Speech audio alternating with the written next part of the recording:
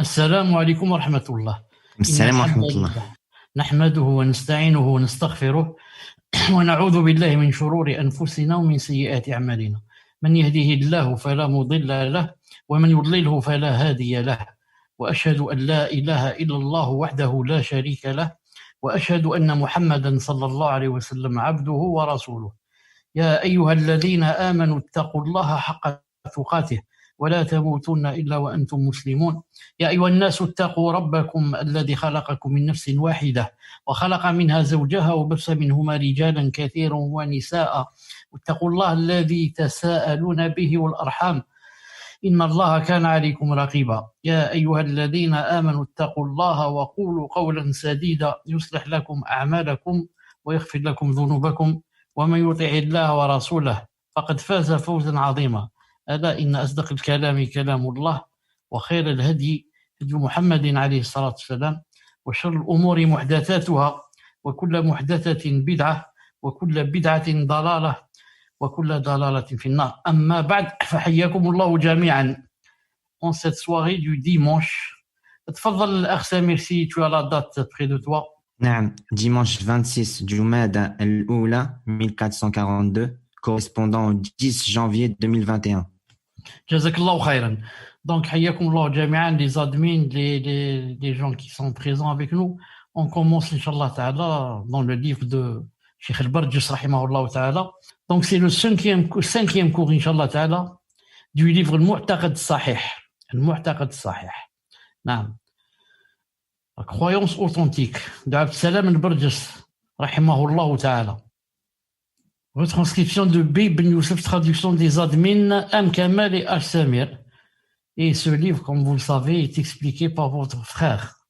Par votre frère, Naam, qui vous parle maintenant en direct. On commence par une petite révision. On avait parlé la fois passée du Tawhid. Naam, on avait parlé du Tawhid, on avait dit qu'il comportait 4 grands piliers. Attester que Allah Azza wa Jal existe, sinon on est des athées. Faire l'unicité de la seigneurie d'Allah Azza wa Jal. Faire l'unicité de la divinité d'Allah subhanahu wa ta'ala.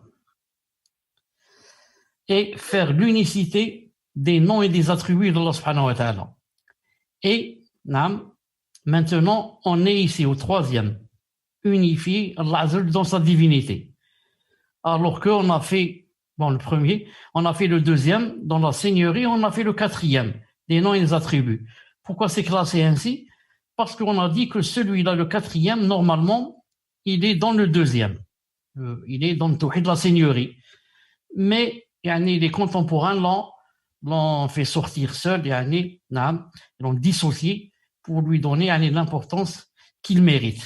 C'est pour ça que le Barjis rahimahullah ta'ala a laissé ça en dernier. bi'idhnillahi ta'ala. طيب. Donc on commence. Reste une chose importante, c'est quoi?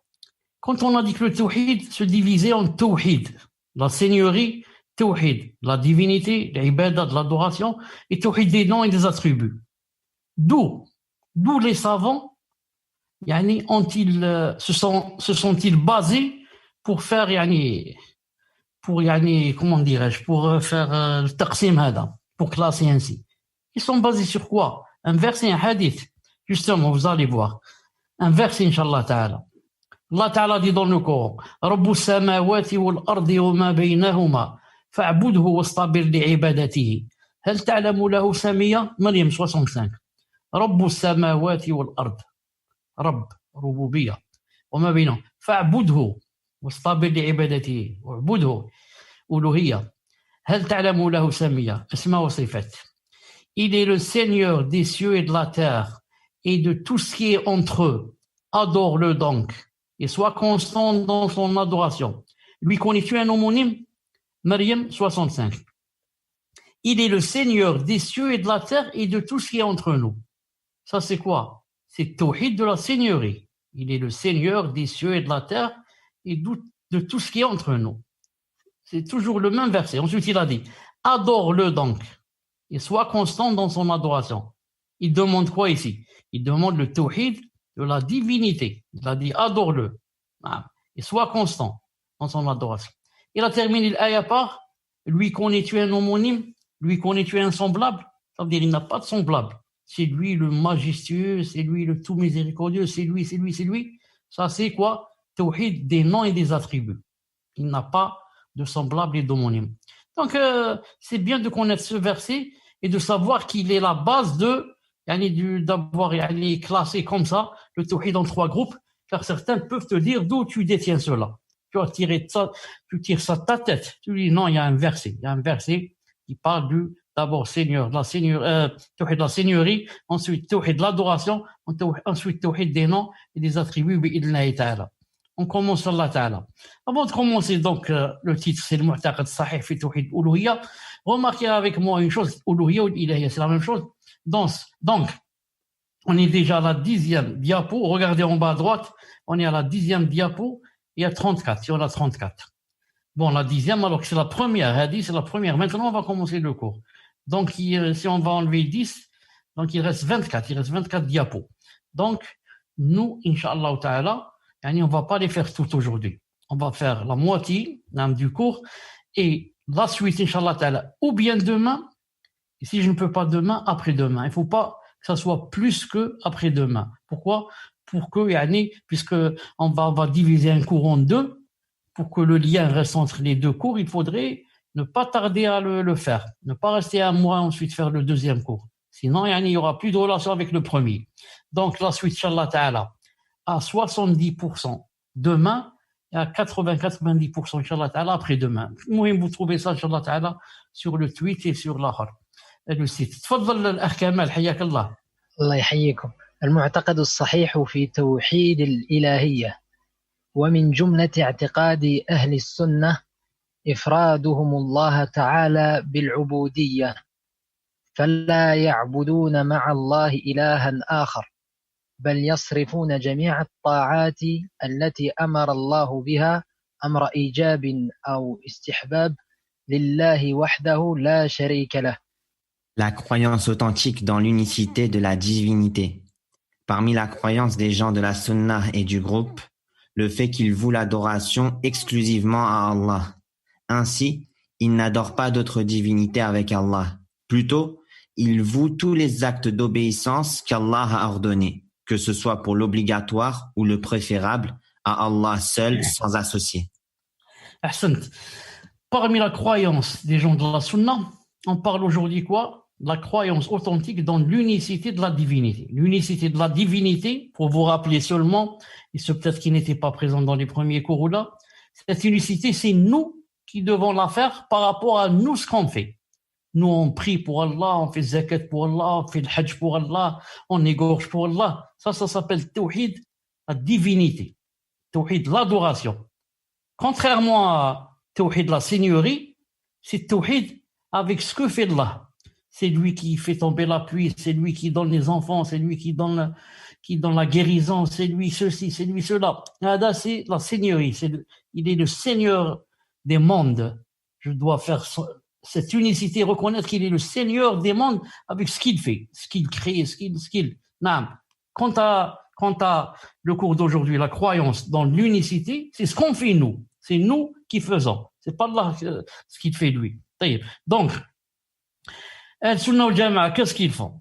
Ils vouent l'adoration exclusivement à Allah subhanahu wa ta'ala. C'est ce qui fait la différence entre nous et les kuffars, par exemple, de Quraysh. Les kuffars de Quraysh, Abu Jahl et les compagnons, faisaient le tawhid de la seigneurie. Ils savaient que c'est Allah qui fait tomber la pluie, c'est Allah qui donne les enfants, c'est Allah qui donne le risque. Mais ils n'ont pas voulu vouer l'adoration exclusivement à Allah. Ils ont dit, on fait des intermédiaires entre nous et Allah. Nous, on est sale, on est souillé. Ce sont les statues qui vont nous faire les intermédiaires bi'idlillah.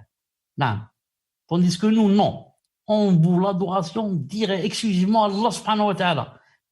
C'est seulement pour lui, il n'y a pas d'intermédiaire.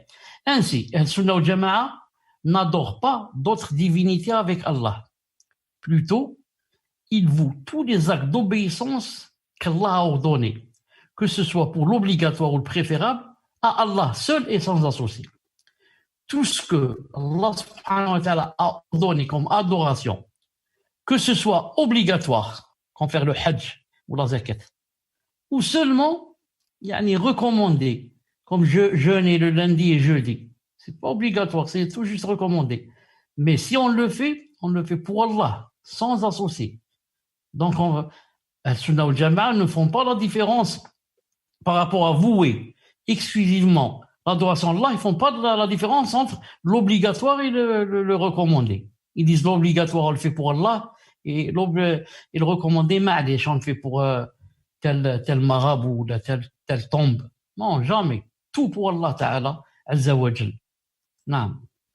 أكمل.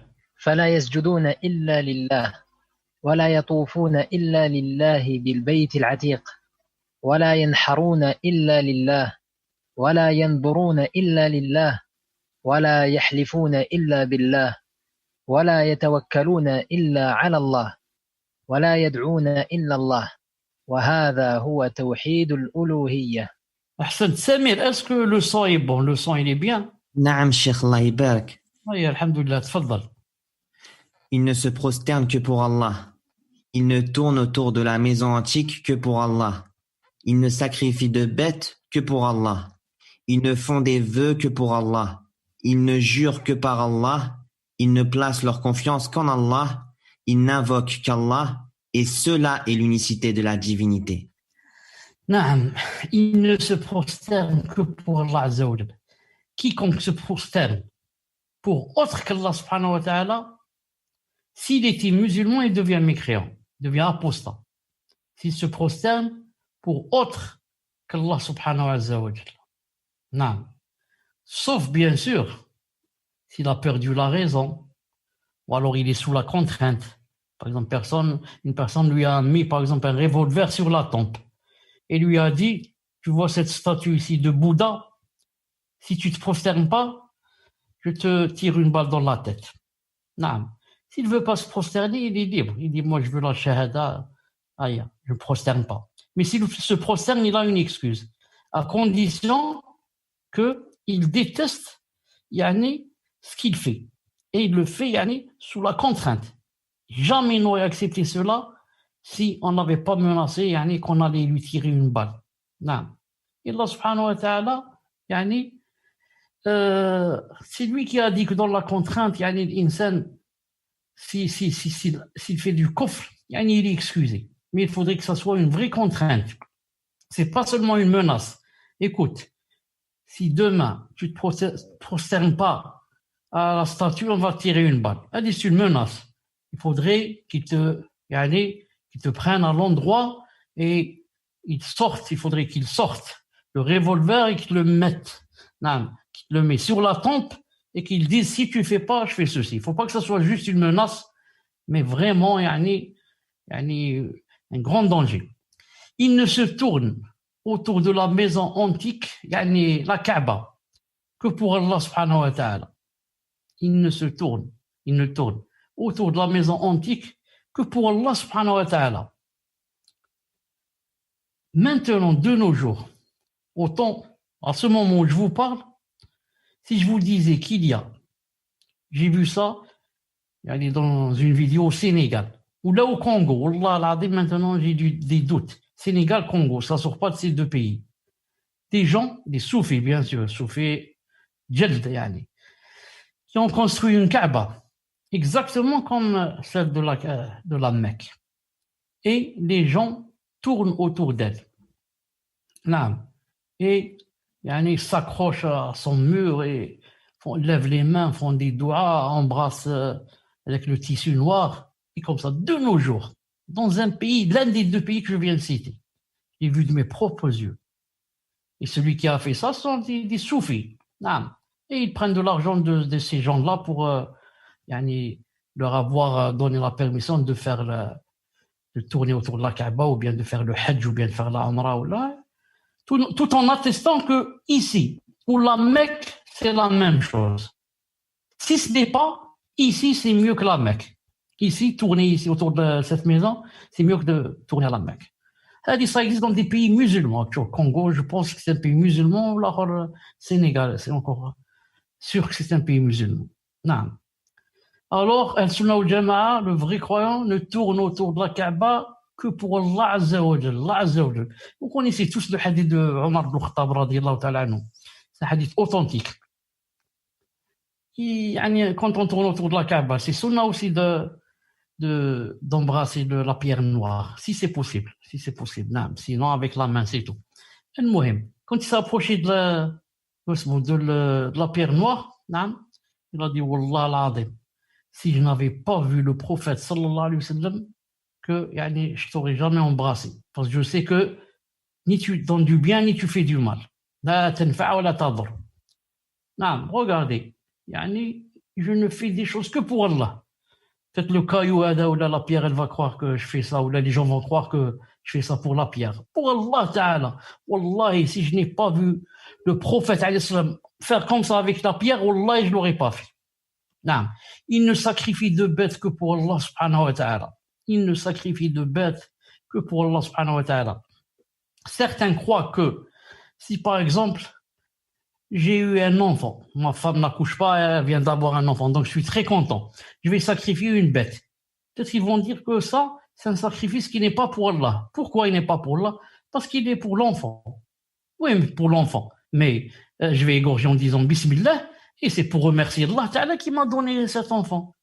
Pour bien faire la différence entre égorger pour quelqu'un, je vais égorger pour ce marabout, pour qu'il lui me donne des enfants, ou là pour qu'il fasse des doigts pour moi alors qu'il est mort, pour avoir des enfants, et entre égorger pour remercier Allah subhanahu wa ta'ala. C'est permis.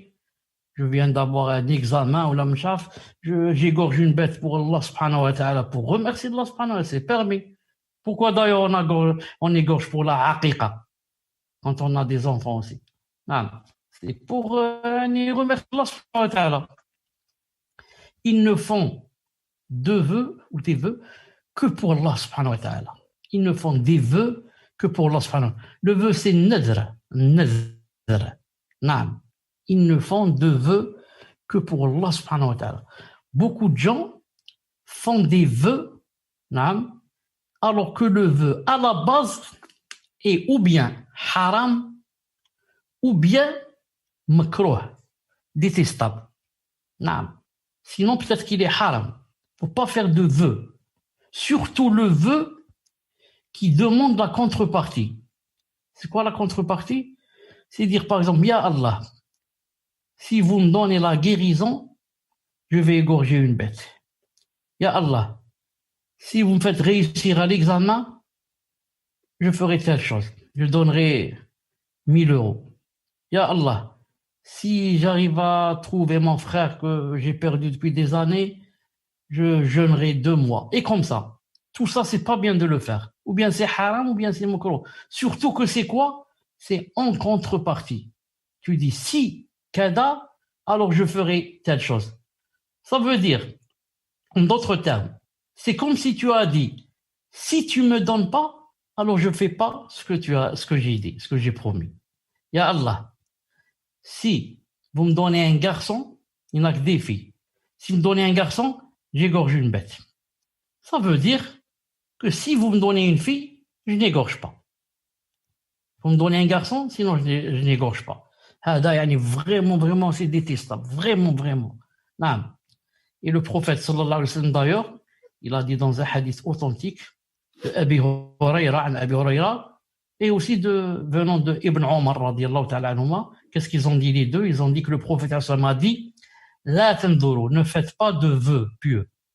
Fa inna an-nadhr, le vœu pieux, la yughni min al-qadari shay'an. Il ne fait rien par rapport au destin. Tu crois qu'en faisant comme ça, tu vas changer de destin. Allah Ta'ala n'allait pas te donner un garçon, il va te le donner maintenant. Parce que tu as fait le vœu. Le vœu ne change rien au destin. Wa innama, mais par contre, qu'est-ce qu'il fait ce vœu? Yustakhraju bihi min al-bakhil.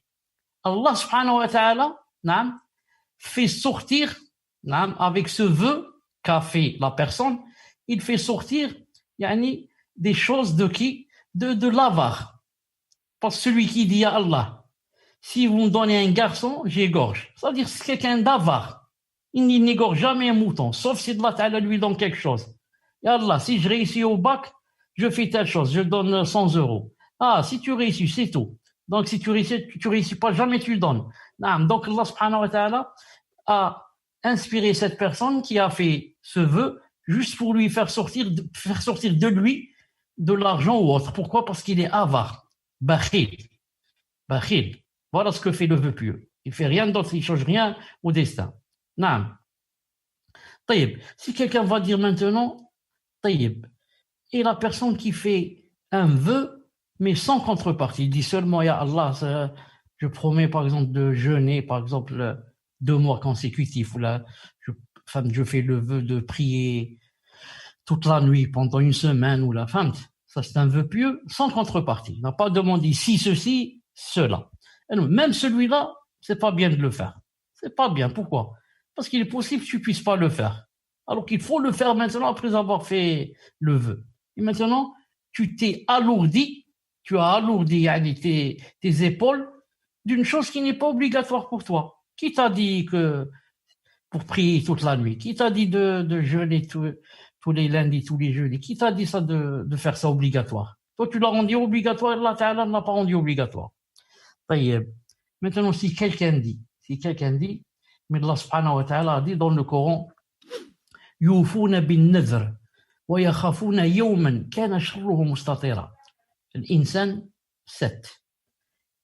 يعني il fait dire Allah Ta'ala il parle en termes élogieux. Il dit ils accomplissent leurs vœux pieux.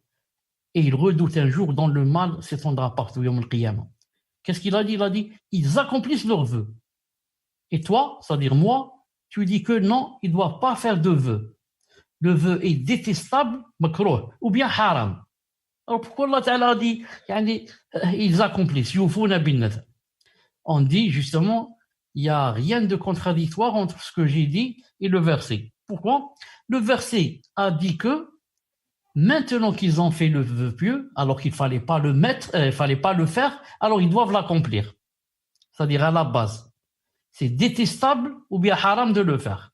Mais maintenant, si tu l'as fait, tu as dit Allah, si vous me donnez cette chose, je fais cette chose-là, maintenant, tu dois l'accomplir. Ils accomplissent leur vœu. Après avoir été mis dans l'intention. Voilà. Donc, j'allais dire aussi, et quand quelqu'un fait un vœu pieux, attendez, je reviens en marche arrière, quand quelqu'un fait un vœu pieux, il doit obligatoirement le faire. S'il ne peut pas, qu'est-ce qu'il fait? Il doit faire la kafara, l'expiation du fait de jurer. C'est-à-dire ou bien faire nourrir 10 pauvres, ou bien jeûner 3 jours. Ça, s'il ne peut pas. Mais il doit faire le vœu, puis il doit essayer. Quand il ne peut pas, ça c'est autre chose, subhanahu wa ta'ala. Donc, ensuite il a dit, il ne jure que par Allah. Il ne jure que par Allah subhanahu wa ta'ala. Le prophète sallallahu alayhi wa sallam a dit dans un hadith authentique que quiconque jure par autre qu'Allah, il a dit faqad ashraka. Il a fait de l'associationnisme. Dans un autre hadith authentique, quiconque jure par autre qu'Allah, il a fait de la mécréance. Il a mécru. Faqad kafara, comme ça il a dit. Et ce hadith est le premier, les deux sont authentifiés par Cheikh Al-Albani rahimahullah ta'ala. Et autre chose, Abdullah ibn Mas'ud radiyallahu ta'ala dit dans un hadith authentifié par Cheikh Al-Albani dans Irwa al-Ghalil, numéro 2562. Abdullah ibn Mas'ud, qu'est-ce qu'il a dit? Il a dit que je jure par Allah en mentant, c'est-à-dire tout en étant menteur dans le fait, dans la chose où j'ai juré. Et mieux pour moi que de jurer avec autre qu'Allah en étant véridique. Comprenez? Tu jures par Allah alors que tu es en train de mentir. C'est grave, c'est pas grave, c'est grave. Mais c'est moins grave que de jurer par autre qu'Allah même si tu dis la vérité. C'est-à-dire, si j'ai, par exemple, il y a quelqu'un qui vient de passer, supposons qu'il s'appelle Mohamed, il vient de passer. Toi, tu me demandes, tu n'as pas vu Mohamed? Alors que moi, je l'ai vu, il vient de passer, il m'a même serré la main. Je dis, je jure par Allah que je ne l'ai pas vu. D'après Abdullah ibn Mas'ud, c'est moins grave alors que tu as fait un grand péché. Mais ce grand péché est moins grave que le fait de dire je jure par la vie de ma mère qu'il est passé par là. Je jure par la vie de ma mère, là, par la tête de mon père, ou là, je sais pas, qu'est-ce qu'ils disent. Je jure par tel prophète, ou là, tel marabout, ou là, par la Mecque. Je jure par l'Umrah, je jure par Salat. Tout ça, c'est shirk. Shirk. Il faut jurer seulement par Allah ou bien par ses attributs. Ses attributs, c'est tout. Pas par autre chose. Abdullah ibn Saoud, qu'est-ce qu'il dit? Que je jure par Allah en mentant, c'est ahabbu ilayya. C'est mieux pour moi et meilleur que de jurer avec autre qu'Allah en disant la vérité. Pourquoi? Parce que quand tu jures avec Allah et tu as menti, qu'est-ce que tu as fait? Maximum, tu as fait un grand péché. Mais quand tu jures avec autre qu'Allah, même si tu dis la vérité, qu'est-ce que tu as fait? Tu as fait le shirk. Et le shirk, le shirk annule les bonnes choses. Toi, tu as dit la vérité, mais tu as fait du shirk. Tu as fait du shirk, tu as été véridique. Le shirk va annuler la véracité hadik. C'est annulé. Alors que quand tu as juré avec Allah, quand tu as juré avec Allah subhanahu wa ta'ala, même si tu as menti, c'est moins grave. Parce que tu as juré avec Allah, tu as fait tawhid. Et tu as menti, tu as fait un grand péché. Et le tawhid, si tu es sincère, Inch'Allah ta'ala, il va t'effacer ce que tu as fait comme péché, bi'idhnillah ta'ala. Quant au shirk, non. Il va t'effacer quoi? Il va t'effacer les bonnes œuvres, Inch'Allah. Donc, il ne jure que par Allah. Il y a beaucoup de gens qui, jusqu'à présent, c'est plein dans la rue. Je jure par ma mère, par la vie de ma mère, par la vie de mes enfants, par la vie de mon père, par, je ne sais pas, plein de gens. Ils sont plein de shirk, plein de coffres. Et masakin, il faut leur faire da'wah. Voilà pourquoi il faut faire da'wah. Ils ont besoin de da'wah, non. Ils ne placent leur confiance. Et moi, j'avais entendu autrefois des gens qui jurent, même par quoi? Par la tête d'Allah subhanahu wa ta'ala. Comme ça, ils disent, Waras Rabbi, subhanallah, Allah al-Musta'an, la hawla wa la quwwata. Je l'ai entendu de mes propres yeux plusieurs fois. Quand j'étais enfant, j'habitais à Alger. Plusieurs fois dans le quartier, j'entendais des gens dire comme ça. C'était même la mode. C'est même la mode de jurer comme ça par la tête d'Allah subhanahu wa ta'ala. Astaghfirullah. A'udhu billah. Qu'Allah nous pardonne. Allah nous pardonne et pardonne à ces gens. Ils ne placent leur confiance qu'en Allah azza wa jal. Naam. La yatawakkalun illa Allah subhanahu wa ta'ala. Tawakkul, placer sa confiance en Allah azza wa jal. Il faut bien comprendre une chose. Beaucoup de gens mélangent entre tawakkul ou bien donner la procuration à quelqu'un et lui dire fais cette chose à ma place. Il croit que ça se contredit avec placer sa confiance en Allah azza wa jal. Tawakkul, c'est d'abord quelque chose, un sentiment au niveau du cœur. Tu sens dans ton cœur que seul Allah Ta'ala va t'aider, que seul Allah Ta'ala peut faire, seul Azza wa Jal peut arriver et aboutir ce projet. Khlas, tu vas placer ta confiance en Allah subhanahu wa ta'ala. C'est pour cela, ce n'est même pas obligé de dire tawakkaltu Allah. C'est même pas obligé. L'essentiel, c'est dans le cœur. Ensuite, prendre avec les causes. Car celui qui dit le tawakkul est seulement dans le cœur, mais je ne prends pas avec les causes, il y a un feu dans la maison, un feu, là c'est un grand feu, je reste dans mon lit, j'ai placé ma confiance en Allah Azza wa Jal que je ne vais pas être brûlé. Et il ne prend pas des causes, il ne se sauve pas. Il reste dans la maison, alhamdoulilah, j'ai placé ma confiance en Allah. Ça contredit tawakkul en tout. Ça, c'est pas le tawakkul, c'est le tawakkul. Tawakkul, c'est pas le tawakkul. Donc, al-Sunnah wal Jama'a place leur confiance en Allah, Azza wa Jal. Dans le cœur, ils font les causes quand c'est possible de faire les causes. C'est pour ça que, oh, combien de gens disent tawakkaltu Allah, alors qu'en vérité, ils n'ont pas placé leur confiance en Allah. Car dans le cœur est vide. Ils ont placé leur confiance en telle personne, en tel directeur, tel ministre, tel général, pas Allah Azza wa Jal. Ça suffit pas de dire Tawakkul Allah. Il faudrait que quelque chose se place dans ton cœur. Non. Et oh, combien de gens ne disent pas la phrase Tawakkul Allah alors qu'ils sont liquidés, alors qu'ils ont placé leur confiance en Allah subhanahu wa ta'ala. Non. Donc, ne t'étonne pas quand tu entends quelqu'un dire Tawakkul Allah. On a des gens qui disent ça par habitude. 10 fois par jour, il dit Tawakkul Allah alors que dans son cœur, il n'y a rien. C'est faible. Et beaucoup d'autres ne disent même pas la phrase, mais vraiment, mutawakkilun Allah subhanahu wa ta'ala. Seul Allah ta'ala sait ce qu'ils ont dans leur cœur. Ils n'invoquent Allah subhanahu wa ta'ala, ça on va y arriver. Et cela, tout ceci, c'est l'unicité de la divinité. C'est l'unicité de la divinité. Bon, ça on l'a vu. Passe Allah ta'ala. كمل. نعم الشيخ.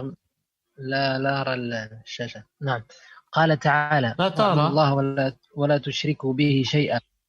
Allah Ta'ala a dit, selon une traduction du sens, adorez Allah et ne lui donnez aucun associé. An-Nisa, verset 36. وقال وقضى ربك ألا تعبدوا إلا إياه. Et il a dit, selon une traduction du sens, et ton Seigneur a décrété, n'adorez que lui. Al-Isra, verset 23. Donc vous avez lu le premier verset, regardez le deuxième. A décrété, qu'est-ce qu'il a décrété? N'adorer que lui, naam. طيب. وقال وما أمروا إلا ليعبدوا إلها واحدا. Et il a dit, selon une traduction du sens, alors qu'on ne leur a ordonné que d'adorer un Dieu unique. At-Tawbah, verset 31. Alors que on leur a ordonné que d'adorer un Dieu unique. Pas deux, pas trois, un seul. Non. وقال وما أمروا إلا ليعبدوا الله مخلصين له الدين. Et il a dit, selon une traduction du sens, et il ne leur a pourtant été ordonné que d'adorer Allah en lui vouant un culte exclusif. Al-Bayyina, verset 5. Regardez combien de versets où Allah Ta'ala dit qu'il n'a été décrété, ordonné que d'adorer Allah seul, lui seul, en lui vouant un culte exclusif, à lui seul. Naam. طيب. وقال وما خلقت الجن والإنس إلا ليعبدون ومعنى يعبدون يوحدون. Et il a dit, selon une traduction du sens, je n'ai créé les djinns et les hommes que pour qu'ils m'adorent. Al-Dhariyat, verset 56.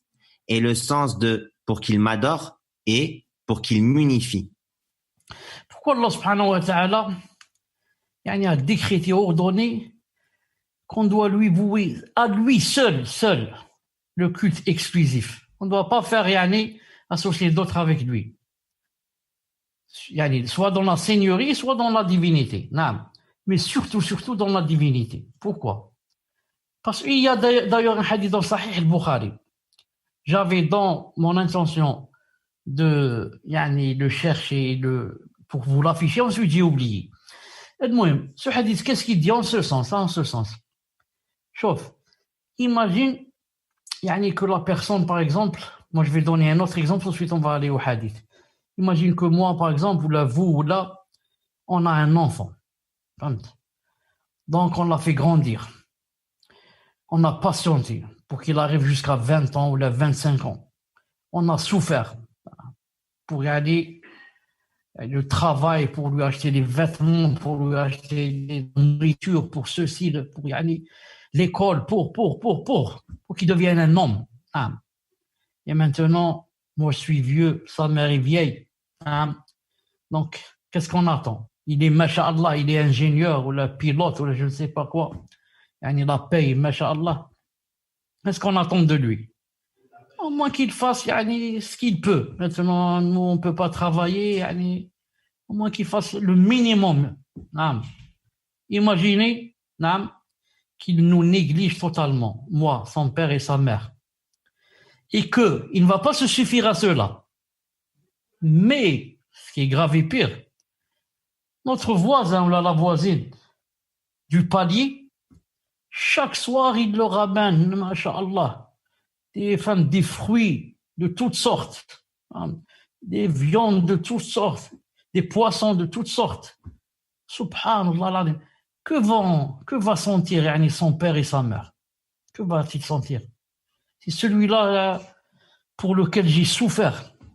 Et sa mère n'a pas dormi plusieurs nuits, sans parler de la grossesse et des contractions et ceci et cela. Non. Et regardez à la fin, il les néglige totalement pour être quelqu'un de masha'Allah, envers qui? Envers des étrangers. Le hadith dans le Bukhari, c'est dans ce sens. Allah Ta'ala, il dit, yani, est-ce que quelqu'un de vous accepterait cela? Quelque chose dans ce sens que, yani, au lieu que ça soit, il donne yani, à son propriétaire, ou là, ses parents, ou là, yani, il va donner à l'autre. Il va donner à l'autre. Hadith, c'est comment, quand on va revenir par rapport à Allah subhanahu wa ta'ala. Chauffe, tes parents ne t'ont pas créé. Ils ont été la cause seulement de t'enfanter. Ils t'ont enfanté. Donc, c'est rien par rapport à créer du néant. D'où seulement ils t'ont enfanté, ils ont fait une cause, et c'est Allah qui t'a créé. Et ils n'acceptent pas ce comportement de leur enfant. Qu'en est-il? Quelqu'un qui t'a créé, Allah Ta'ala, tu n'existais pas du tout. Si tu as maintenant 25 ans, il y a 25 ans, tu n'existais pas. Si tu as 30 ans, il y a ajouté une année dans le ventre de ta mère, il y a 31 ans, tu n'existais pas. Rien. Si Allah Ta'ala avait voulu, tu n'aurais jamais existé. On n'aurait jamais entendu parler de toi, ni de moi. Mais Allah Ta'ala a voulu avec sa rahma, na'am, que tu vives sur sa terre. Na'am. Au-dessous de son ciel. Tu respires son air. Tu profites de ses fruits, de ses plantes, de ses animaux, de ses poissons. Et il vous a préparez-vous tout ce qu'il y a sur cette terre, spécialement pour vous, pour nous, pour qu'on vive à l'aise, sans parler du paradis qui attend, Inch'Allah Ta'ala. Et à la fin, au lieu de remercier Allah subhanahu wa ta'ala et de lui vouer le culte exclusivement, tu vas maintenant adorer un autre avec lui. Aller au marabout et lui dire je te remercie et voilà, je viens égorger parce que tu m'as donné ceci, tu as fait tomber la pluie, ceci, cela. Imagine. Nous, on n'accepte pas, on est rien par rapport à notre enfant, on ne l'a pas créé. On n'accepte pas s'il se comporte de la façon dont j'ai cité. Imagine Allah Ta'ala qui t'a créé, ensuite tu vas aller le délaisser et tu vas remercier d'autres gens et leur faire je ne sais pas. Voilà pourquoi Allah subhanahu wa ta'ala voudrait que le culte ne revienne qu'à lui, la ibada ne revienne qu'à lui. Il a dit, je n'ai créé les djinns et les hommes que pour qu'ils m'adorent. Abdullah ibn Abbas a dit, c'est-à-dire que pour qu'ils me fassent l'unicité. Pas de shirk, pas de shirk. Tous les défauts, tous les vices, tous les grands péchés que tu fais, si tu ne fais pas de shirk, quand tu meurs, Inch'Allah Ta'ala, na'am, tu es sous la volonté d'Allah. Et si tu meurs musulman, même en ayant bu de l'alcool, mais en étant musulman, Inch'Allah, c'est le paradis qui t'attend. Mais attention au shirk. Allah Ta'ala ne pardonne pas le shirk. On va le voir, Inch'Allah Ta'ala. ضد التوحيد الشرك بالله وضد ذلك الشرك بالله أعاذنا الله منه وهو أعظم ذنب عصي الله به قال تعالى إن الله لا يغفر أن يشرك به ويغفر ما دون ذلك لمن يشاء ومن يشرك بالله فقد افترى إثما عظيما سورة النساء. Le contraire de l'unicité est l'association à Allah. Le contraire de cela est l'association à Allah. Qu'Allah nous en préserve. C'est le plus grand péché par lequel on a désobéi à Allah. Il a dit Ta'ala, selon une traduction du sens, Allah ne pardonne pas qu'on lui donne un associé et il pardonne, pour une chose moindre, à qui il veut. Et quiconque donne à Allah un associé commet un péché énorme. An-Nisa, verset 48. Non, je sais pourquoi le verset est parti. Donc, vous voyez avec moi, le contraire, c'est le contraire de cela, c'est l'association d'Allah. C'est le plus grand péché par lequel on désobéit à Allah, c'est le shirk. Il a dit, selon une traduction rapprochée, Allah ne pardonne pas qu'on lui donne un seul. C'est-à-dire, il ne pardonne pas le shirk. À part le shirk, il pardonne à qui il veut. À part le shirk, il pardonne à qui il veut. Et quiconque Allah donne à Allah un associé, il commet un péché énorme. Quiconque meurt sur le grand shirk, il s'est interdit le paradis ou l'ayadu billah. Alors que s'il meurt en ayant fait zina, ou en volant, ou en ayant bu de l'alcool, il est sous la volonté d'Allah. Ça veut dire qu'il y a toujours le paradis bi'idnillahi ta'ala. Reste que Allah pardonne à qui il veut. S'il veut, lui pardonne directement. Il va directement au paradis. Si Allah ta'ala ne veut pas, il le laisse d'abord entrer en enfer. Ensuite, il le laisse entrer au paradis.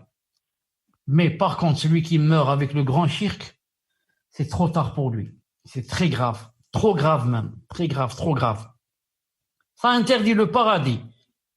Donc, je dois bien faire attention à ne pas tomber dans le shirk, dans le grand shirk. Et comment ne pas tomber dans le grand shirk? Il faudrait d'abord le connaître. C'est quoi le grand shirk? C'est quoi les signes des grands shirks? Les repères? Si je ne les connais pas, je vais faire du grand shirk et je ne vais pas savoir. Et je vais rencontrer là avec le grand shirk sans savoir. Il faudrait connaître le mal pour l'éviter. Si je ne sais pas que ça, c'est un mal, je ne peux pas l'éviter. D'où la nécessité d'apprendre la science et d'apprendre le dîn. D'apprendre le bien et d'apprendre le mal. Le bien pour le faire et le mal pour l'éviter. On ne peut pas éviter un mal si on ne le connaît pas. Naam. طيب, on continue, Inch'Allah. وقال تعالى إن الله لا يغفر أن يشرك به ويغفر ما دون ذلك لمن يشاء ومن يشرك بالله فقد ضل ضلالا بعيدا. Et il a dit Ta'ala, selon une traduction du sens, Allah ne pardonne pas qu'on lui donne des associés, mais il pardonne pour une chose moindre à qui il veut. Quiconque donne un associé à Allah s'égare d'un égarement profond. An-Nisa, verset 116. Donc le verset est clair. Yani, qui fait du grand shirk et meurt avec, Allah ne lui pardonne pas. Si ce n'est pas le grand shirk, tous les grands autres péchés, Allah pardonne à qui il veut. C'est-à-dire, fait rentrer directement au paradis. Mais, il y en a beaucoup, là, d'autres là, à qui il ne pardonne pas. Passe d'abord par l'enfer, ensuite le paradis. Ça, pour la personne qui est morte sur le tawhid et pas sur le grand shirk. Et regardez la rahma d'Allah subhanahu wa ta'ala. Allah ta'ala ne pardonne pas qu'on lui donne des associés. Ça veut dire quoi, ne pardonne pas? Si la personne meurt, mais si elle ne meurt pas, il te donne la grande occasion en or de faire la tauba. Tu es encore vivant. Tu as 70 ans. 70 ans de shirk et d'adoration du Bouddha. Mais allez, je fais la tauba. Fais la tauba, Allah te pardonne. Alors s'il aurait voulu, il aurait dit non. Moi, le shirk, je ne le pardonne jamais. Toute personne a fait du grand shirk, là, je ne lui pardonne pas. Direct en enfer. Et paradis interdit. Mais non. Allah Ta'ala te donne toute ta vie pour faire la tauba. Fais-la seulement et ne viens pas me rencontrer avec le grand shirk. Ne viens pas de me rencontrer comme ça. Mais si tu fais la tauba, j'accepte. C'est la rahmat Allah subhanahu wa ta'ala. Naam. On continue, Inch'Allah.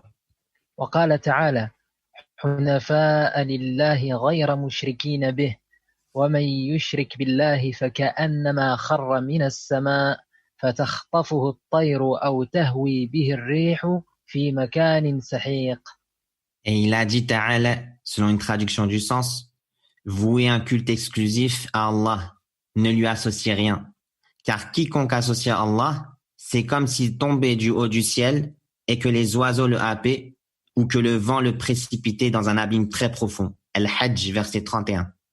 Avant que j'oublie, Inch'Allah Ta'ala, je m'adresse aux admins, et surtout vous, c'est-à-dire Samir et Kamal qui traduisez en français. STS, selon la traduction du sens. Quand vous écrivez Thomas selon la traduction du sens, à partir d'aujourd'hui, dorénavant, écrivez-la comme ça, et en abrégé. Parce que ça me prend beaucoup de c'est long. C'est pour STS direct, selon traduction du sens, ou là, selon traduction rapproché. STR ou le STS. هكذا إن شاء الله. D'accord? الله خير شيخ بارك الله فيك. أحسن الله إليكم. شكرا. Donc, هذه خلاص on a expliqué. Il a dit vouer un culte exclusif à Allah. Ne lui associez rien. علاش? Pourquoi? Car quiconque associe à Allah, il va te montrer maintenant qu'est-ce qui va lui arriver. C'est comme s'il tombait du haut du ciel et que les oiseaux le happaient ou que le vent le précipitait dans un abîme très profond. نعم. فكأنما خر من السماء فتخطفه الطير أو تهوي به الريح في مكان ساحق. En cela, il y a un hadith authentique du prophète sallallahu alayhi wa sallam qui parle du croyant et du kafir, l'associateur, quand ils vont mourir. Il a dit, maintenant on va parler du kafir dans ce cours, il a dit quant au kafir, quand les anges vont venir pour lui ôter son âme, ce sera un peu difficile car son âme ne veut pas sortir. Elle sait maintenant à qui elle a affaire. Elle a affaire à des anges qui veulent lui ôter son âme de son corps pour l'emmener vers où? Pour l'emmener vers la colère d'Allah subhanahu wa ta'ala et vers l'éternité dans Jahannam. Est-ce que ça fait plaisir ça au kafir? Donc il voudrait ne pas laisser son âme sortir. Il voudrait rester, faire rester, laisser son âme dans son corps pour vivre encore. Non, comme a dit Allah Ta'ala, tarji'una in kuntum sadiqin. Si vous êtes des véridiques, que c'est pas moi qui commande, alors vous pourrez la rendre. Tu peux rendre ton âme et ne pas la laisser sortir. Personne ne peut. Il a dit après, quand on lui fait sortir son âme très difficilement, bien sûr, on va le frapper sur son postérieur et sur partout dans son corps, sur son visage, comme a dit Allah subhanahu wa ta'ala. ولو ترى إذ يتوفى الذين كفروا الملائكة يضربون وجوههم وأدبارهم. سبحان الله العظيم. Le visage et les postérieurs. Il les frappe.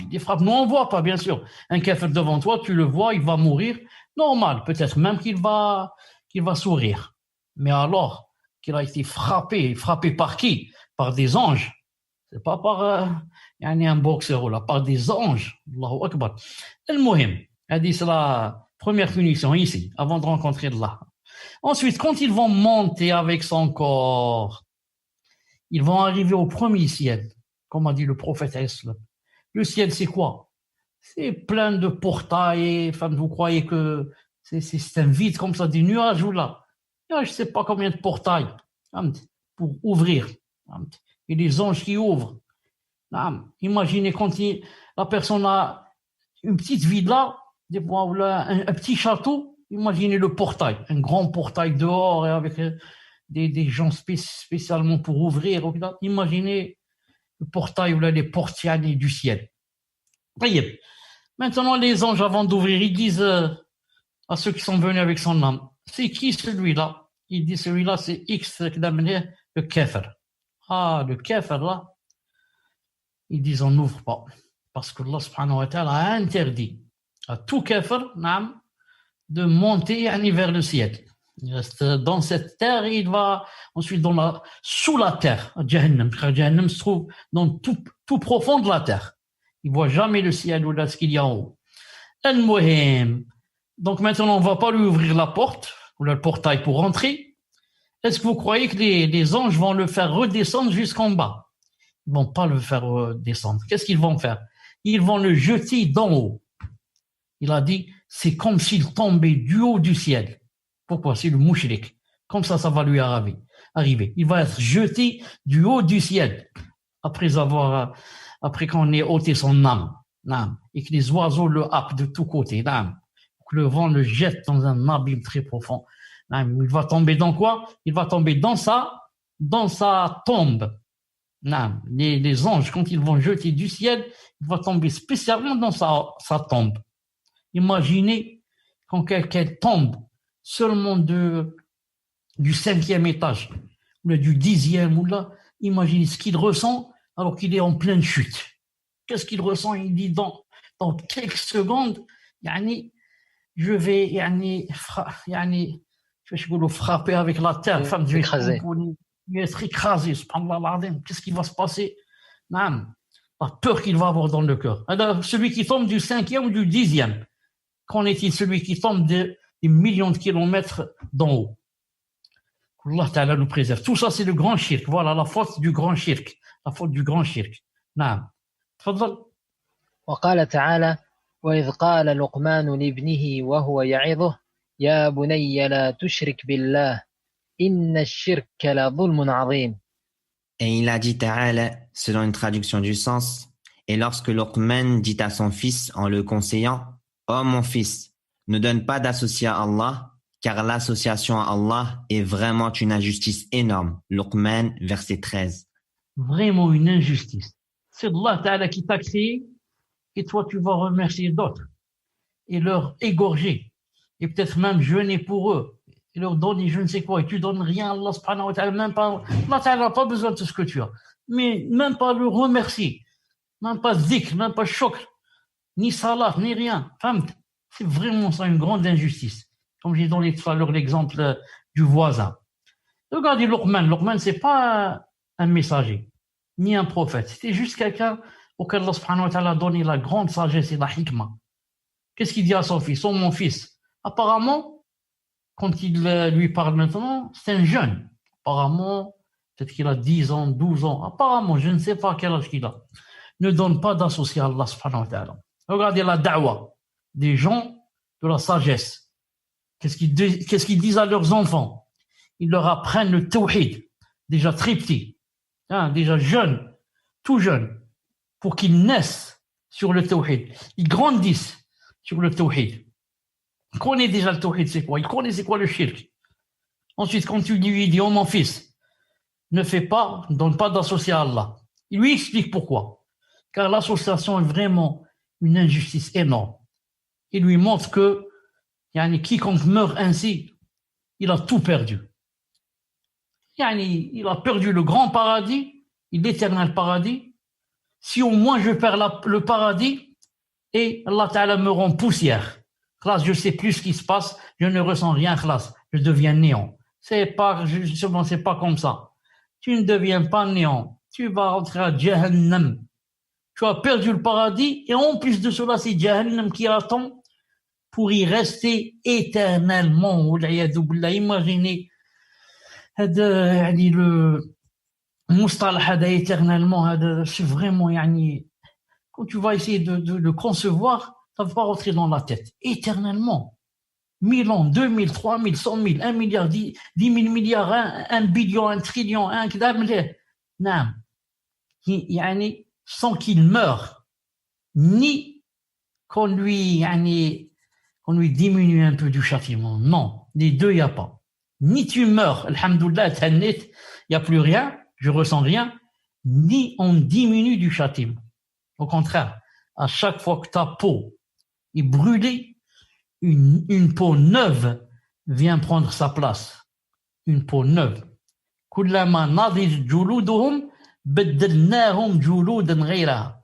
À chaque fois que leur peau, classe, a été brûlée, n'existe presque plus maintenant, il n'y a que l'os. Alors une nouvelle peau va venir remplacer la nouvelle pour être brûlée elle aussi. Naam. Quelqu'un qui va dire, subhanallah, pourquoi tout cela, pourquoi? Naam. Il y a des gens, par exemple, qui ont tué des millions de personnes, comme Hitler ou là. S'il va rentrer en enfer avec une peau comme la nôtre, il va être brûlé une fois, par exemple, pour une personne qui l'a tué. Et les millions, les 6 millions, là, 12 millions, là, comment il va payer? Il n'a plus de peau. Non, une nouvelle peau va venir pour y aller, pour y aller à vengeance, hein, à cause de la deuxième personne qui a été tuée, ensuite la troisième, la quatrième, et comme ça. À chaque fois, une nouvelle peau. Non. Continue, Inch'Allah. وبين تعالى أن الشرك محبط للعمل مخرج من ملة الإسلام فقال تعالى ولو أشركوا لحبط عنهم ما كانوا يعملون. Allah Ta'ala a clarifié que l'association annule les œuvres et fait sortir de la religion de l'islam. En effet, Allah Ta'ala a dit, selon une traduction du sens, mais s'il lui avait donné des associés, alors toutes leurs œuvres auraient certainement été vaines. Al-An'am, verset 88. Et pourtant ici, s'il lui avait donné des associés, il parle des messagers. Il a cité quelques messagers, ensuite il a dit, Mais s'il lui avait donné à Allah subhanahu wa ta'ala des associés, alors leurs œuvres auraient été certainement vaines, malgré qu'ils sont des prophètes ou des messagers. C'est pour ça qu'Allah Ta'ala a parlé directement au prophète alayhi salam et lui a dit وَلَقَدْ أُوحِيَ إِلَيْكَ وَإِلَى الَّذِينَ مِنْ قَبْلِكَ لَإِنْ أَشْرَكْتَ لَيَحْبَطَنَّ عَمَلُكَ وَلَا تَكُونَ مِنَ الْخَاسِرِينَ. Non, Allah Ta'ala a dit spécialement au prophète alayhi salam, il t'a été révélé que لَإِنْ أَشْرَكْتَ, que si tu fais du shirk et de l'association, que tes œuvres seront vaines. Toi, ya Muhammad, la meilleure créature. Toi, ya Muhammad, Ibn Abdillah, la meilleure créature, le meilleur messager. Si tu fais du shirk, toutes tes œuvres seront vaines. Alors, qu'en est-il si les autres vont faire du shirk? Les autres, qui ne sont ni messagers ni rien. Qu'en est-il? وقال تعالى ولقد أوحي إليك. عفوا je savais pas que le verset allait venir. تفضل. وقال تعالى ولقد أوحي إليك وإلى الذين من قبلك لئن أشركت ليحبطن عملك ولا تكونن من الخاسرين. Et il a dit ta'ala, selon une traduction du sens, en effet, il t'a été révélé, ainsi qu'à ceux qui t'ont précédé, si tu donnes des associés à Allah, ton œuvre sera certes vaine, et tu seras très certainement du nombre des perdants. Az-Zumar, verset 65. Chauffe. Allah Ta'ala parle avec le prophète sallallahu alayhi wa sallam, la meilleure créature. Il t'a été révélé, ainsi qu'à ceux qui t'ont précédé, bien sûr, que toi, ya Muhammad, si tu donnes des associés à Allah, ton œuvre sera certes vaine. Et tu seras très certainement du nombre des perdants. Pour nous faire peur, Allah subhanahu wa ta'ala n'a pas quelque chose qui s'appelle piston ou autre. Muhammad, c'est la meilleure créature. C'est le bien-aimé, l'élu, c'est. Mais si jamais il fait du shirk, il n'y a pas de différence entre lui et les autres personnes. Donc si le prophète sallallahu alayhi wa sallam va faire du shirk, Allah ne va pas lui pardonner. Alors qu'en est-il moi qui ne vois rien? Alors qu'en est-il moi? Muhammad alayhi salam, il ne va pas lui pardonner. Il ne lui pardonne pas. Est-ce qu'il a pardonné à son père quand il a fait du shirk? Est-ce qu'il a pardonné à sa mère? Est-ce qu'il a pardonné au père d'Ibrahim parce qu'il a fait des doigts? واغفر لأبي إنه كان من الضالين ولا تخزني يوم يبعثون يوم لا ينفع مال ولا بنون إلا من أتى الله بقلب سالم. Qu'est-ce qu'il a dit? واغفر لأبي, pardonne à mon père, il faisait partie des égarés. Est-ce qu'il va lui pardonner? Il ne va pas lui pardonner. Il va le mettre sous la forme d'un dab'. C'est un animal qui ressemble un peu au chien, et il va le jeter en enfer. والعياذ بالله. نعم. طيب.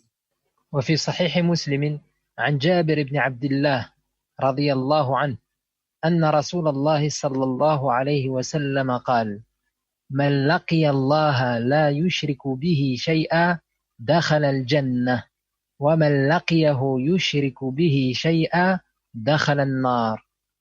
Cheikh, juste avant de reprendre, ça fait 1 heure qu'on a débuté le cours, pour vous prévenir, faqat.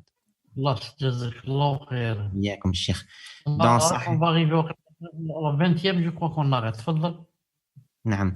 Dans Sahih Muslim, d'après Jabir ibn Abdillah, radiyallahu anhu, le messager d'Allah, alayhi salatu wassalam, a dit: quiconque rencontre Allah sans rien lui associer entrera au paradis. Et quiconque le rencontre en lui associant quelque chose entrera au feu. Quiconque rencontre Allah sans rien lui associer entrera au paradis. Mais ne veut nullement dire qu'il entrera directement sans passer par l'enfer. Car il est poussé, Allah Ta'ala ici t'a promis, et Allah ne change pas de promesse, que si tu le rencontres sans rien lui associer, il te fera entrer au paradis. Mais il t'a pas dit je te fais rentrer directement si maintenant tu as fait beaucoup de grands péchés par exemple et il ne te pardonne pas. Beaucoup d'autres péchés qui ne sont pas le shirk. L'alcool, la drogue, l'homosexualité, beaucoup de choses. Mais alhamdoulilah, il t'a promis que puisque tu n'as pas fait de shirk en le rencontrant, donc ta finalité, tu seras au paradis, Inch'Allah. Et le musulman fait des doigts pour que il aille directement, Inch'Allah, au paradis sans passer par l'enfer. Et quiconque le rencontre en lui associant quelque chose, celui-là, il entrera au feu, pas de paradis. Il n'a pas cité le paradis ici, il a dit au feu. Non. C'est pour ça qu'il faut faire beaucoup attention au shirk. Il faut bien connaître c'est quoi le shirk. Pourquoi Al-Sunnah wal Jama'a, et nahnu, Inch'Allah, je dis Inch'Allah, les salafiyoun. Pourquoi les mashayikh, les savants de la salafiyya, pourquoi ils se basent beaucoup sur le shirk, et des doros sur le tawhid? Parce qu'ils savent que pour être préservés de se trouver éternellement en enfer. Alors que les autres, non. Les tablir, les ikhwan, les ahbash, ils ne cherchent pas ça. المهم on fait des anachid, on fait des quiz, المهم on fait quoi, on rit un peu, on prie la nuit, on va grouper les prières aux classes. Non, non. Passe tout leur temps à essayer de comprendre c'est quoi le tawhid et c'est quoi qu'il contredit. طيب. وفي صحيح البخاري عن ابن مسعود رضي الله عنه أن رسول الله صلى الله عليه وسلم قال: من مات وهو يدعو من دون الله ندا دخل النار. Dans Sahih al-Bukhari, d'après Ibn Mas'ud, radiallahu anhu, le messager d'Allah, sallallahu alayhi wa sallam, a dit: celui qui meurt alors qu'il invoquait un égal en dehors d'Allah rentre dans le feu. Dans le feu, c'est-à-dire éternellement, que Allah subhanahu wa ta'ala nous préserve. نعم. من هو المشرك؟ فمن صرف نوعا من أنواع العبادة لغير الله فهو مشرك كافر. Qui est l'associateur? Quiconque voue une sorte d'adoration à autre qu'Allah est un associateur mécréant. الدعاء لا يصرف إلا لله فالدعاء عبادة أمر الله بها فمن دعا الله وحده فهو موحد ومن دعا غير الله فقد أشرك. L'invocation ne doit être vouée qu'à Allah. L'invocation est une adoration qu'Allah a ordonné de pratiquer. Quiconque invoque Allah seul est un monothéiste et quiconque invoque autre qu'Allah aura commis de l'association. Pour dire que l'invocation c'est très très important. نعم تفضل. قال تعالى: ولا تدع من دون الله ما لا ينفعك ولا يضرك فإن فعلت فإنك إذا من الظالمين. Allah Ta'ala a dit, selon une traduction du sens, et n'invoque pas, en dehors d'Allah, ce qui ne peut te profiter ni te nuire. Et si tu le fais, tu seras alors du nombre des injustes. Yunus, verset 106. On va revenir un peu marche arrière ici. Voilà, من هو المشرك؟ من هو المشرك؟ هذا, c'est-à-dire pourquoi on revient un peu en arrière, pour laisser ça pour le prochain cours, Inch'Allah Ta'ala. Reste maintenant une chose, Inch'Allah Ta'ala. Donc, prochain cours, Inch'Allah Ta'ala, demain après-demain, c'est du début. C'est qui le mouchrik? On va faire maintenant une remarque. Qu'est-ce que tu dis ici, Samir? Remarque d'un élève, hafidahullah. Voilà. Un élève a fait une remarque, je voudrais la partager avec vous. Peut-être qu'il y en a beaucoup aussi qui, eux aussi, ont eu cette remarque. Donc, on va voir, Inch'Allah Ta'ala. Voilà, il a écrit une lettre. Samir, tu dis, Inch'Allah Ta'ala. Assalamu alaikum wa rahmatullahi wa barakatuh. Chers frères admin, j'espère que vous allez tous bien. Je suis un frère qui écoute le Cheikh Chalabi, qu'Allah le préserve. En écoutant la série de cours de notre Cheikh, j'ai remarqué qu'il a utilisé un exemple pour nous expliquer qu'Allah le Tout-Puissant ne peut pas avoir d'ombre. L'exemple erroné se trouve dans le passage du cours numéro 1 de la série sur le résumé de la biographie du prophète alayhi salatu wassalam et de ses 10 compagnons radiyallahu anhum. 6 minutes, à partir de 6 minutes, 40 secondes jusqu'à la 7e minute et 5 secondes. Comme le cheikh nous l'a appris à travers ses cours, on ne peut pas faire d'analogie ou de ressemblance en ce qui concerne les noms et attributs d'Allah avec ses créatures. Donc, non, on vient de sortir. Dans une seconde, je reviens. On va faire pour revenir. Allez, on était là. On était dans celle-là. On était là. On était là, n'est-ce pas, ça? Naam, Cheikh. Donc, dans cette remarque, ce frère, Naam, m'a entendu dire que, si vous vous rappelez, il n'y a pas longtemps, il y a peut-être le deuxième cours ou là, quand je parlais de Stawa, Allah subhanahu wa ta'ala s'est établi au-dessus du trône, et j'avais dit que les 7 personnes que Allah subhanahu wa ta'ala va mettre sous son nombre, dans le jour où il n'y aura d'ombre que son nombre, j'ai dit que le soleil, si on va dire qu'il est, si on va dire que Allah ta'ala a une ombre, ça doit donner que on a dit que le soleil est au-dessus de lui. Et ce frère a dit qu'on ne peut pas dire une phrase pareille. Il a dit parce qu'on a fait de l'analogie et de la ressemblance en ce qui concerne les noms et les attributs dans ce sens. Ça veut dire qu'on ne doit pas dire cela. On ne doit pas dire que si on va dire qu'Allah a de l'ombre, ça veut dire que le soleil se trouve au-dessus de lui. D'abord, je dis, ce frère apparemment est très, Inch'Allah ta'ala, je ne connais pas ce qu'il y a dans les cœurs, mais il est véridique dans ce qu'il dit, en ce sens que, c'est-à-dire, il cherche à comprendre. Et pour lui, il y a une erreur, donc il voudrait corriger Ibn Azza wa Jal. Et parmi, quand on fait une petite analyse, les mots, par exemple, qu'il a employés, les mots qui contiennent de l'éloge, je suis un frère qui écoute le Cheikh Chalabi, c'est pas qui écoute, par exemple, Chalabi. Ensuite, qu'Allah le préserve. On écoute de notre Cheikh, Naam. Ensuite, Naam, il a dit l'exemple erroné. Erroné, c'est-à-dire faux. Naam. Erroné se trouve donc là. Donc ici, on est allé un peu vite, Naam, pour lui, mais pour lui, il n'est pas allé vite parce que pour lui, l'exemple est faux. Naam, c'est pour ça qu'il a dit erroné. J'avais dit, si vous vous rappelez, il y a longtemps, que quand on veut corriger, si vous vous rappelez, on a pris ça de Cheikh Ibn Uthaymin, quand il a expliqué Hidi Talib al-Ilm de Zayd Abi Bakr, on avait dit que on ne dit pas, par exemple, vous avez dit. On ne dit pas au Cheikh vous avez dit, mais on dit on a dit. Comme ça, on partage la responsabilité. On a dit dans le cours passé que le soleil et bien sûr, pour moi, peut-être c'est pas clair ou là c'est pas juste ou là. Donc là, il a été clair. Il a dit l'exemple est erroné. Se trouve et voilà où il se trouve dans tel et tel passage. Et on peut pas faire d'analogie comme moi-même je l'ai dit. Il dit comme moi-même je l'ai dit. Non, continue, Samir. Non. Par conséquent, on ne peut pas utiliser l'exemple du soleil pour nous faire comprendre que pour avoir une ombre, il faut un soleil au-dessus de nous. Or, il n'y a rien au-dessus d'Allah, donc Allah ne peut pas avoir d'ombre. Cet exemple fait l'analogie entre les créatures et Allah. Allah pourrait avoir une ombre sans soleil car rien ne lui ressemble. Donc pour le frère, l'exemple que j'ai donné est faux. Pourquoi? Car cet exemple fait le qiyas, il fait l'analogie entre les créatures et Allah.